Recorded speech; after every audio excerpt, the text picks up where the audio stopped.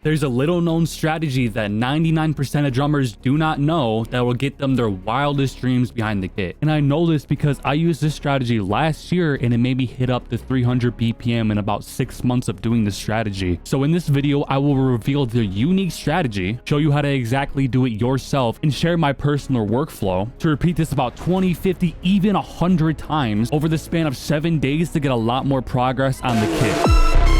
So step one, we're going to assume the identity of the drummer you want to be, or whoever you want to be, really. This is a technique from Neville Goddard. Instead of trying to get better, you start from the premise that you are already the version of yourself who plays freely, confidently, and cleanly. Instead of trying to get better, you start from the premise that you're already the version of yourself who plays cleanly, fast, and whatever you want. So I have a personal story about this. Will you be shown? I would go to bed every day, which is when the subconscious mind is the most active, right? And I would visualize myself in my apartment, drums here, computers over there, I'm live streaming, wife is right next to me. It's whatever you want. It's up to your imagination. And I would do this every night, and every night when I'm going to bed, and every day when I woke up, because the subconscious mind is the most active when you're asleep and when you're awake, or when you're just waking.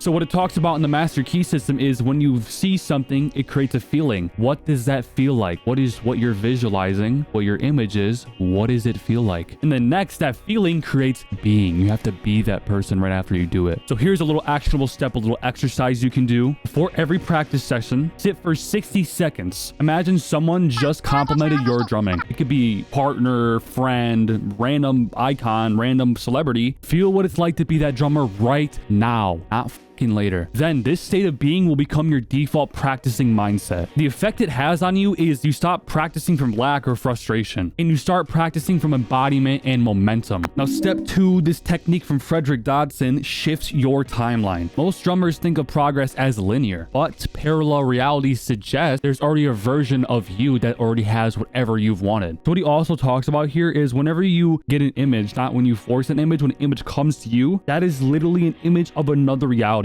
Imagination is just an image from another reality. If there's 8 billion people on this earth, there's 8 billion realities, and you can tune into any one you want. I can make a video where I go more into depth about changing frequencies and stuff, so if you like that, just let me know in comments. But ask yourself, what decision does that version of me make? Do you warm up differently? Do you fucking have a wank before you fucking play? Do you what do you do? Do you hate fast tempos? Do you love slow tempos? Do you love fast tempos? Start aligning with the version's choices, not skills. And the effect it has here is you would start accessing different outcomes, and you access them a lot faster with less resistance. Step three, use inner speech like practice. This is another Neville Goddard technique. Your self-talk can be just as powerful as you learning your rudiments. So for example, a tactic I've always used is when I would get on stage and I was nervous, I would literally just repeat, because I'm also emotional too. I'm feeling some kind of emotion, and when you're doing affirmations with no emotion, then it won't work, right? Make sure there's some emotional state. I would always repeat to myself, I'm excited, instead of the I'm scared, I'm nervous. It's so